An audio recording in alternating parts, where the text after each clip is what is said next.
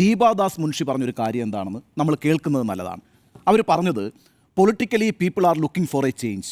കേരളത്തിൽ ഒരു ഭരണമാറ്റം വരണം എന്ന് ജനങ്ങൾ ആഗ്രഹിക്കുന്നു. So we should not do anything which will disrespect the people of Kerala.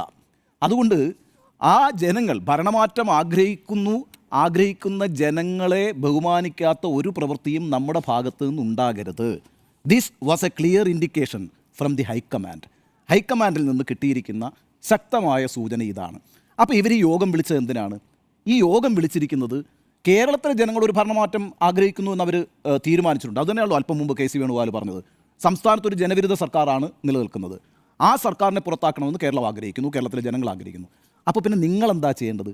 അവരെ അപമാനിക്കുന്നതോ അവർക്ക് അവിശ്വാസമുണ്ടാക്കുന്നതോ ആയ ഒരു കാര്യവും ചെയ്യാൻ പാടില്ല. ഇതാണ് ഹൈക്കമാൻഡിൽ നിന്ന് വിളിച്ചിട്ട് കൃത്യമായ നിർദ്ദേശം കൊടുത്തിരിക്കുന്നത്. ഒരു കാര്യം കൂടി ദീപാദാസ് മുൻഷി പറയുന്നുണ്ട്. ഇനി ആരെങ്കിലും ഇതിനെതിരായി പ്രവർത്തിച്ചാൽ ശക്തമായ നടപടി ഉണ്ടാകും എന്നാണ് പറഞ്ഞിരിക്കുന്നത്. നോക്കൂ, ഒരു പാർട്ടി അതിൻ്റെ ഏറ്റവും പ്രമുഖരായ നേതാക്കളെ വിളിച്ചു ചേർത്തൊരു യോഗം നടത്തിയതിന് ശേഷം നടത്തിയ വാർത്താ സമ്മേളനത്തിൽ ആ പാർട്ടിയുടെ നേതാക്കൾക്കുള്ള ശാസനയാണ് പ്രഖ്യാപിച്ചിരിക്കുന്നതെന്നേ.